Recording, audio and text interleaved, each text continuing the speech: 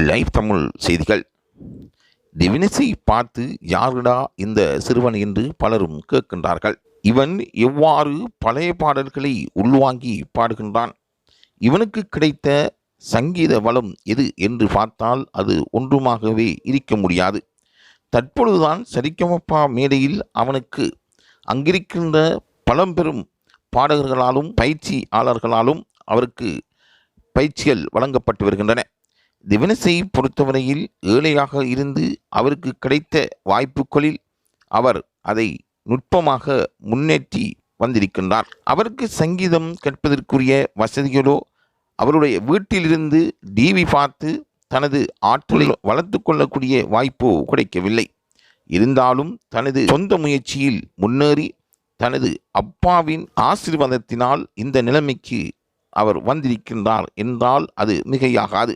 பலரும் அவரை வாழ்த்தி வருகின்றார்கள். உலகத்தில் இருக்கின்ற பெரும் ரசிகர்களை கொண்ட ஒரு பாடகனாக திவினஸ் மாறியிருக்கின்றார். ஒவ்வொருவருக்கு மத்தியிலும் இருக்கின்ற திறமைகள் வெளிக்கொணரும் பொழுது அவர்கள் உலகத்தில் சிறந்த திறமைசாலிகளாக முன் வருகின்றார்கள். யார் பாடினாலும் இந்த சிறுவன் பாடும் பொழுது மெய்ச்செலுத்தியிருக்கின்றார்கள். நடுவர்களும் அங்கு வருகின்ற விசேட திறமைசாலிகளும். மேடையே வியந்து போய் நிற்கின்றது. இந்த சிறுவனுக்கு இவ்வளவு ஆற்றல் இருக்கின்றதா? இந்த சிறுவன் பழைய பாடல்களை எவ்வாறு உள்வாங்கி பாடுகின்றான்? அவன் பாடுகின்ற பாடலின் தன்மை அவனுக்கு தெரியுமா என்றெல்லாம் நடுவர்கள் கேட்கின்றார்கள்.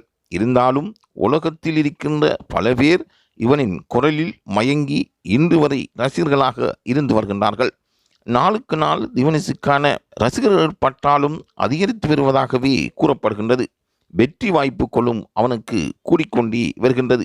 இறுதி வெற்றியாளராக இந்த சரிகமப நிகழ்ச்சியில் திவினஸ் முடிசூடக்கூடிய வாய்ப்பு இருப்பதாகவும் அங்கிருக்கின்ற தகவல்கள் தெரிவிக்கின்றன.